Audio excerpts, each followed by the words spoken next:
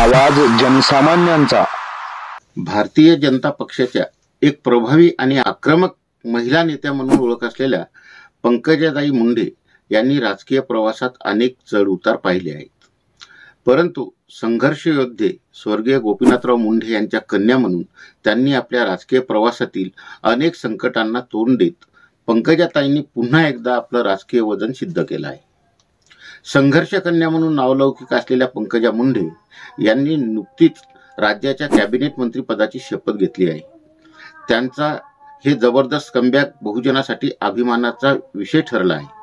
परिणामी लाखात एक संघर्ष योद्ध्याची लेख म्हणत अख्खा महाराष्ट्र नामदार पंकजाताईचं कौतुक करीत आहे। त्याच पंकजाताईच्या संघर्षमय जीवनाचा आढावा आपण या व्हिडिओतून घेणार आहोत। मंडळी नमस्कार, मी वसंत खडसे दैनिक लोकतंत्र यूट्यूब चॅनलवर आपल्या सर्वांचे स्वागत करतो। मंडळी सन 2009 मध्ये गोपीनाथराव मुंडे खासदार असताना परळी विधानसभेतून पंकजा मुंडे विजयी झाल्या। त्यावेळी त्यांचे चुलत बंधू धनंजय मुंडे सुद्धा राजकारणात सक्रिय होते, पण महाराष्ट्रातील राजकारणातलं काकाचा वारसा चालवण्याची इच्छा आणि डावलले गेल्याची भावना हे सूत्र धनंजय मुंडे यांनाही येथे लागू झालं होतं। त्यामुळे आपसुकच विधानसभेची उमेदवारी पंकजा मुंडे यांच्या पारड्यात पडल्यानं धनंजय मुंडे प्रचंड नाराज झाले होते आणि इथूनच खऱ्या अर्थाने मुंडे घराण्यातील भावा बहिणीच्या सुप्त संघर्षाला सुरुवात झाली होती। पुढे 2013 मध्ये धनंजय मुंडे यांनी राष्ट्रवादी काँग्रेस पक्षात प्रवेश करून राजकारणाची वेगळी वाट निवडली। 2014च्या लोकसभेत गोपीनाथराव मुंडे प्रचंड मताधिक्याने विजयी झाले होते, मात्र केंद्रात मंत्रिपद मिळण्याच्या काही दिवस आधीच त्यांचं अपघाती निधन झालं आणि सर्वत्र शोककळा पसरली होती। स्वर्गीय गोपीनाथराव मुंडे साहेबांचे महाराष्ट्राच्या विकासाचे अधुरे राहिलेले स्वप्न पुरे करण्याची जबाबदारी आता पंकजा मुंडे यांच्यावर पडली होती। राजकारणातून समाजकारण करण्याचे बाळकडून वडिलांकडून मिळाले असल्याने ओबीसी मतांची गठ्ठा बांधणीत पंकजा मुंडे सहज यशस्वी झाले आहेत।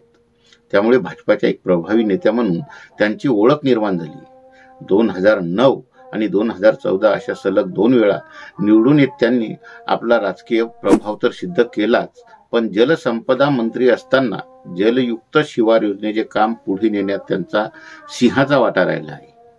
2015 मध्ये पंकजा मुंडे यांच्यावर चिक्की घोटाळ्याचे आरोप झाले आणि इथूनच त्यांच्या राजकीय संघर्षाला सुरुवात झाली। याच काळात स्वर्गीय गोपीनाथराव मुंडे यांचे वर्चस्व असलेल्या जिल्हा परिषद व कृषी उत्पन्न बाजार समितीत पंकजा मुंडे यांचा पराभव झाला होता। बीडच्या पालकमंत्री असतानाही जिल्ह्याकडे त्यांचे लक्ष नसल्याची टीका त्यांना सहन करावी लागली होती। तर दुसरीकडे त्यांचे बंधू धनंजय मुंडे यांचे राजकीय वर्चस्व वाढले होते। त्याचा परिणाम 2019च्या विधानसभा निवडणुकीत पाहावयास मिळाला। पंकजा मुंडे यांची लढत सरळ धनंजय मुंडे यांच्याशी झाली आणि यात पंकजा मुंडे यांना पराभवाचा सामना करावा लागला होता। नंतर लोकसभेतही टिकाव न लागल्याने आता पंकजा मुंडे यांचं राजकारण संपलं अशी चर्चा जोर धरत होती, पण तब्बल 5 वर्षानंतर त्यांनी फिनिक्स भरारी घेत विधान परिषदेची आमदारकी पटकावली आणि 2024च्या नव्याने स्थापित झालेल्या देवेंद्र फडणवीस यांच्या मंत्रिमंडळात कॅबिनेट मंत्रिपदाची शपथ घेऊन राजकीय कमबॅक केलं आहे। मध्यंतरीच्या काळात नामदार पंकजाताईंनी केलेला संघर्ष हेच त्यांच्या राजकीय यशाचं गमक असल्याचे बोलले जात आहे। पंकजाताईचा हा संघर्षमय राजकीय प्रवास तुम्हाला कसा वाटला कमेंट करून आम्हाला नक्की कळवा। व्हिडिओ आवडल्यास जास्तीत जास्त शेअर करा। आमच्या दैनिक लोकतंत्र यूट्यूब चॅनलला सबस्क्राईब करायला विसरू नका। तुर्तास या व्हिडिओत इथेच थांबतो। पुढच्या व्हिडिओत भेटू आणखी नवीन एखाद्या वेगळ्या विषयावर।